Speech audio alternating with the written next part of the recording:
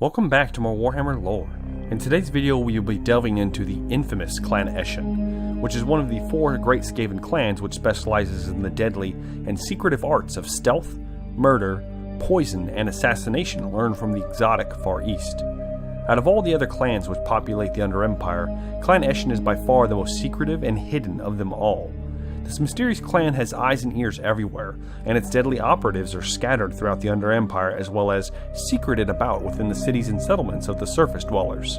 For the right price, the black-clad agents of Clan Eshin will steal any information, commit any act of ruthless sabotage, or assassinate any rival with ruthless efficiency. Considering the treacherous nature of the Skaven, it is of no wonder that Clan Eshin has become so powerful and so feared.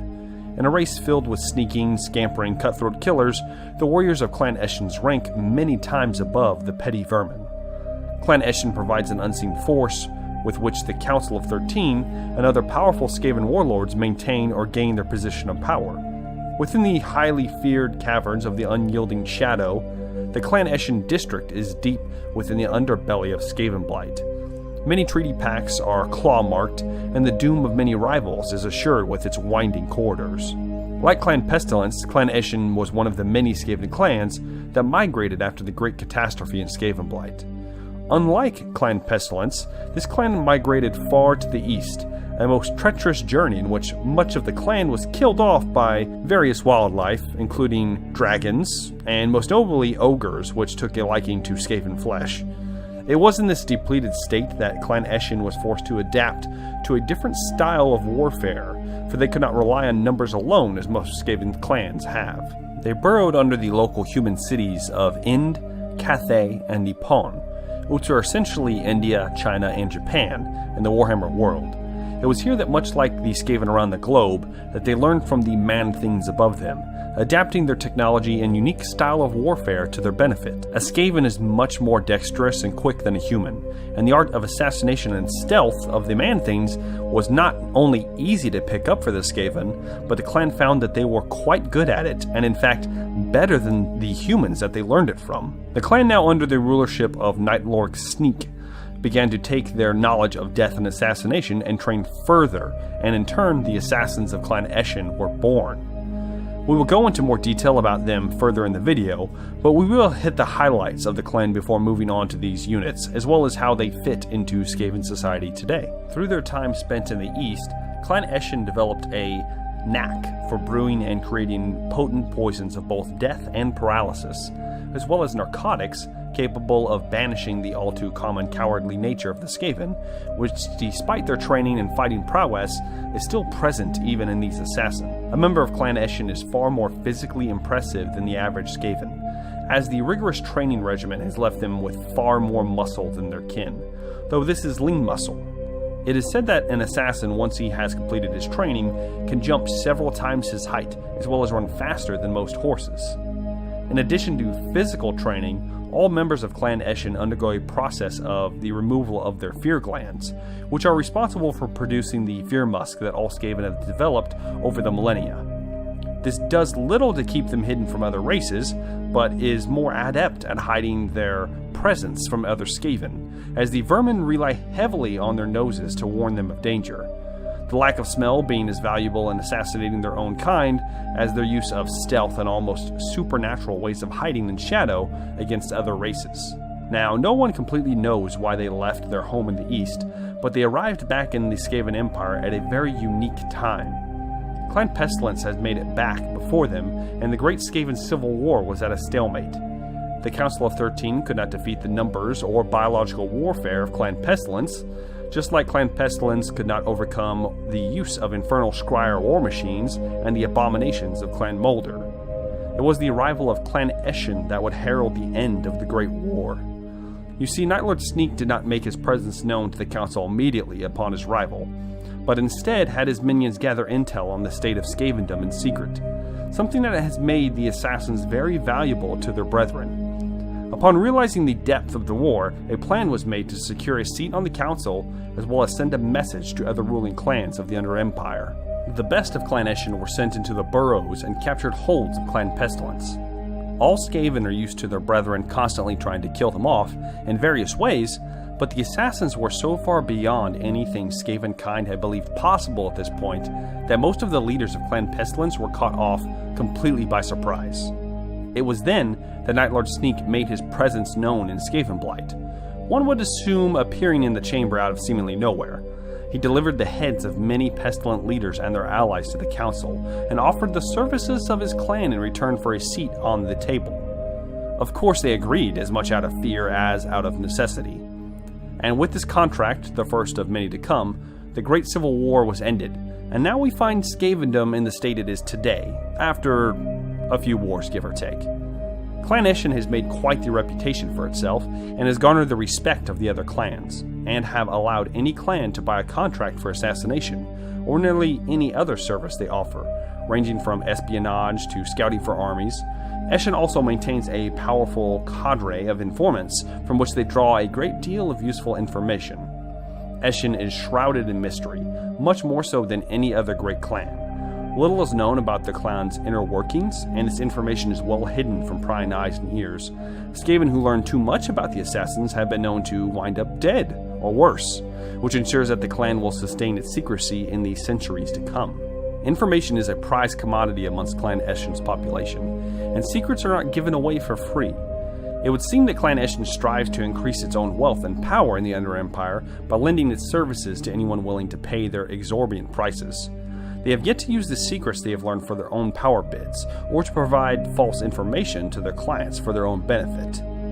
The clan has simply worked its way into the good graces of the Lords of Decay, and continues to serve the Council unquestionable. Whether this obedience will continue is a question that future generations must answer, but for the time being, Clan Eshin is virtually untouchable. Now, over the centuries since their return, Eshin has achieved a special place within the Council of 13, using their talents to cow and corral the lesser clans, and maintain the authority and influence of the great clans.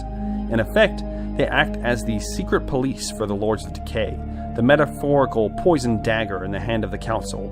Their political reach has grown long, for they hold the power to call any Skaven forward as a heretic or a traitor. Evidence of such crimes is easily manufactured in many cases, though it usually is not needed to be fabricated at all. It is for precisely this reason that the other clans avoid angering Clan Eshin, and indeed facilitate its investigations without objection. Clan Eshin also uses more direct methods to quiet opposition to the Council's authority. Political murder is common amongst the Skaven, and Eshin excels at such activities as no other clan can. Countless deaths have been engineered by Eshin's assassins in the name of the Lords of Decay, and entire clans have been destroyed by their brothers after having been struck leaderless by a well-placed blade or poisoned dart. Though Clan Eshin offers its services to other customers, who have little or no affiliation to the Council, it has never been proven that the clan has participated in any treasonous activities. It is important to note that it has never been proven, not that it has never happened, for the assassins of Clan Eshin are usually the ones sent to clean up messes left behind by other Skaven. This is one of the reasons the Skaven have stayed relatively a secret to the majority of the Warhammer world, as they have managed to steal, discredit, or remove any evidence of their existence throughout the Empire and many other nations. Now we move on to the military units of Clan Eshin. Now before we get into the tabletop units, I want to talk briefly about their army as far as lore is concerned. Clan Eshin, like all Skaven clans, have their own slaves, and in fact even have their own clan rats, though they cannot field them in great numbers as most of their kin. However, they have been known to adapt some of the other units of rival clans into their armies, when they are forced into a field battle, that is.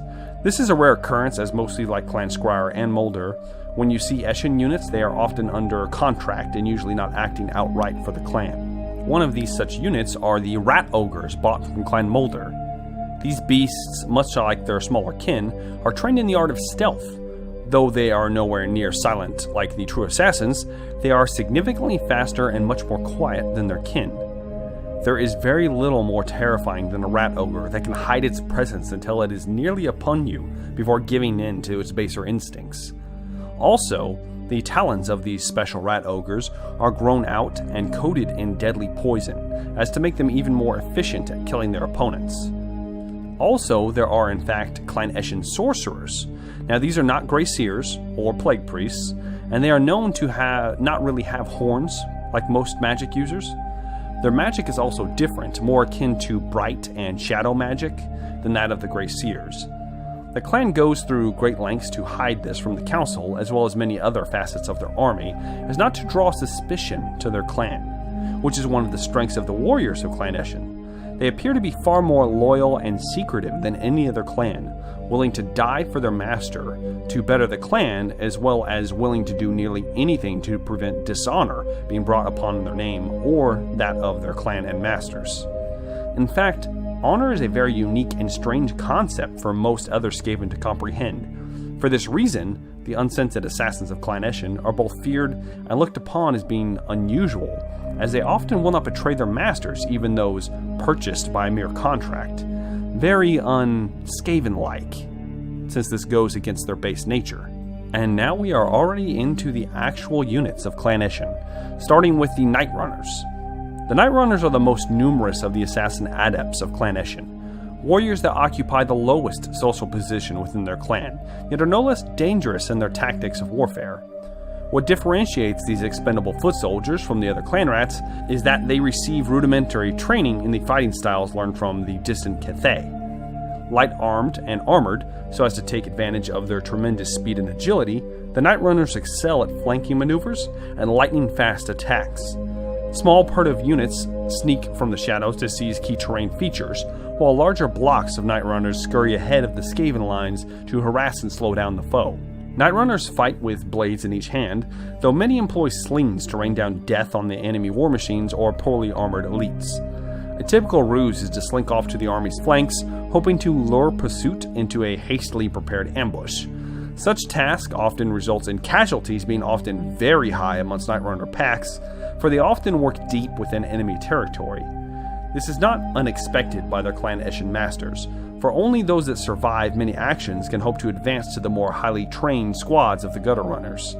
A Nightrunner who is exceptional will often become leaders of a Nightrunner pack, and a mission of his own is given to him. These missions provide the final test to ensure that only the most skilled advance to the next circle of training. In battle, Nightrunners often work in conjunction with Gutter Runners, drawing out enemy reserves to allow the more experienced Nightrunners to reach their target without any problem. On great occasions, Nightrunners can also be given warp grinder tunneling teams to burrow beneath his foe and emerge upon the enemy flanks or rear. This tactic is almost always a suicide mission, but the deaths of the Nightrunners nevertheless provide a worthwhile distraction for the army. And as you see, there is mention of the Warp Grinder, a Clan Squire unit, which we covered before. The Nightrunners are the initiates of the Assassin Order, as we explained, and we are getting them in Total War, and in more variants than I thought that we would. We're receiving the standard Nightrunners, which have a short-range throwing star attack to soften targets before closing in melee, and a sling variant to almost act like a fast skirmishing cav, since the Skaven do not have horses. For this reason, the majority of Eshin units do in fact act as a fast, light cavalry, and have the speed to nearly match.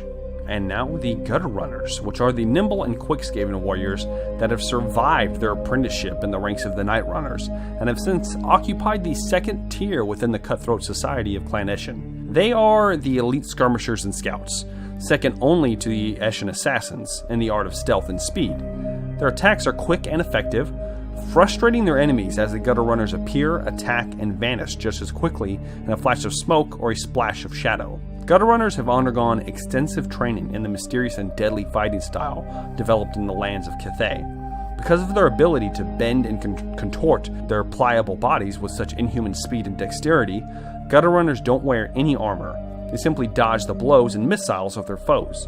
In addition to hiring themselves out to perform sinister deeds for other warlord clans, Gutter Runners also serve on behalf of the Council of 13. Across the globe, small teams of Gutter Runners spy, instigate warfare between surface dwellers or rival clans, and commit acts of sabotage on behalf of their patron. It is thanks to these merciless killers that an unprecedented amount of secret knowledge flows into Skavenblight every day.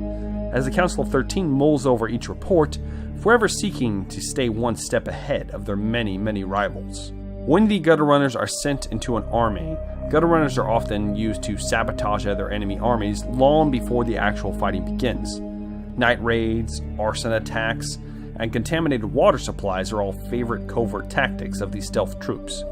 On the battlefield, gutter runners are tasked with the elimination of war machines and enemy artillery, ambushing exposed positions, or picking off vulnerable enemy units. Gutter runners use a variety of weapons and poisons to accomplish their missions, but it is their ability with the blade that makes them so formidable. Being the next step in the Eshin hierarchy, gutter runners are the next tier of Nightrunners, making them better in completely every way, though not nearly as good as the assassins they strive to be.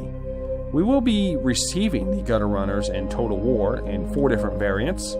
The standard unit, similar to Nightrunners, with throwing stars and the added benefit of a snare net, which will significantly slow down an enemy unit closing the distance to them. This can be used to escape from a turnkey situation or to slow and capturing a fleeing enemy.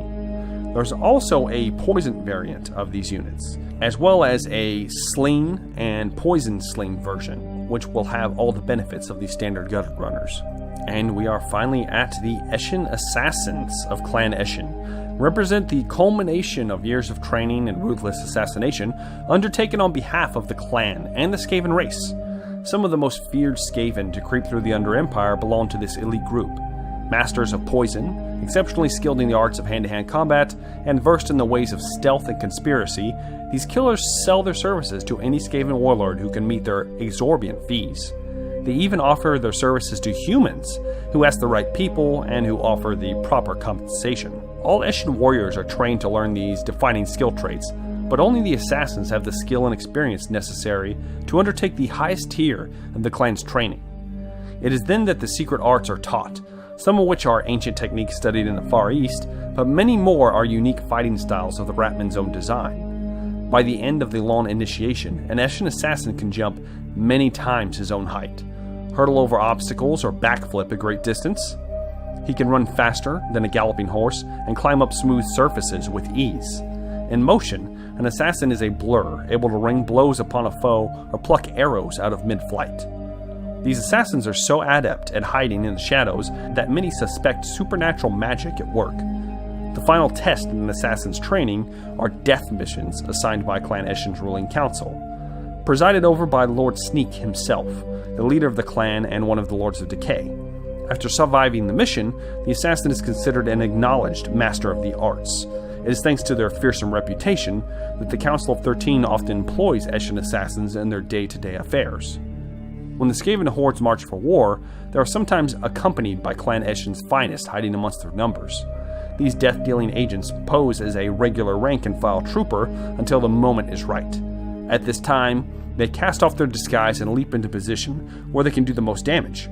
Fighting with poison blades in each paw, an assassin can unleash a murderous flurry of attacks that is more than capable of striking down any enemy leader. At other times, an assassin will operate on the battlefield alone, working to wreak havoc behind enemy lines, setting time bombs, or using poison shurikens to slay targets of opportunity. And as you can see, there are many similarities between the Skaven assassin and the Cainite assassins of the Dark Elves.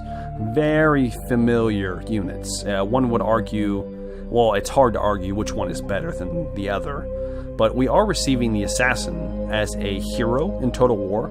They will act as a melee-focused hero, specifically with abilities to allow them to creep eerily close to a unit before being revealed, the closest that's ever been in any Total War. Of course, they are more suited for singling out heroes and lords, and so will be duelists as well as deal deadly poison attacks. Now, unexpectedly, CA has added a further unit to the roster, being the Death Runners, which is a unit of assassins, an entire unit of assassins, with all the perks of the Gutter Runners and then some. This unit is going to be ridiculous, as it will also have the Stalk trait and the very limited line of sight as the hero assassin, giving your opponent much to think about when coming up against the armies of Skaven kind. Now, I do in fact hope that Clan Eshin, of all the greater clans, gets the Clan Pestilence treatment, because they are kind of my favorite clan. This is just something about little rat ninjas and the dichotomy of their warring nature of cowardly and honorable acts that just gets me going. Of course, if they ever were added, then I would think that Deathmaster Snick would be the most obvious leader, as I don't believe any of the Lords of Decay will ever be playable, and he is obviously the most well-known of all the Clan Eshin heroes. Now, before I close this out, I want to talk quickly about the difference in units and why there are even separate units. Why wouldn't they just train you all the way to Assassin and then call it good? Well, the reason is that they offer different, I would call them packages, when they sell their services to their warlords or whoever the patron may be. And if you want a job done, you pay X amount of war tokens for an assassin who guarantees that it will be done. Clannish will guarantee that an assassin will carry out this deed regardless of how long it takes. It could take a while, but it's worth the money. Then the next step down would be, okay, we will send a unit of gutter runners to secure a position or assassinate somebody. Now, they have less chance of completing said task, being that they are not the elite assassins, and so they cost less warp tokens. And they are not guaranteed to completely succeed. So you could save a little money, but you could be not having your targets killed like you would want them to. And then the lowest tier would be, okay, you pay not much at all, and we will send a unit of Nightrunners to possibly maybe take care of your intended target. And that's kind of how they have it set up. And for that reason, that's why they don't just take you straight from training camp all the way up. So it's kind of a long, drawn-out process, and it's kind of on purpose because they want that different level of experience to facilitate the amount of effort and money that they can ultimately collect, as well as prestige. Because if a mission is going to be far too difficult, they can always say, oh, all of our assassins are busy, but we have this unit of Nightrunners here that maybe could possibly handle it. We won't guarantee anything. And in this way, they kind of save their reputation as far as that's concerned. Now, unfortunately, that is going to be it for Clan Eshin. There's not a lot of information outside of what I've shared with you that I've come across personally. There might be more, but I don't think I've missed much. I hope you learned something about them in this video, and don't be afraid to either ask questions or remind me of anything I might have possibly missed about the clan in the comments section. I appreciate all of you guys for sticking with me for this long. I would like to say thank you to all of my new subscribers and viewers, as you are very much appreciated. Of course, my loyal subscribers as well. I love you just as much. I enjoy making these videos for you guys, and I will keep it going as long as you're interested. There is one more Skaven video coming up before we get into the Legendary Lords, so be on the lookout for that soon. And if you are new to the channel, make sure to like and subscribe, as it really does help the channel grow and these videos be seen by more people. And with that little PR statement done, I have been Jumbo Thick. Thanks for watching, guys, and I hope to see you guys in the next one. Have a good day.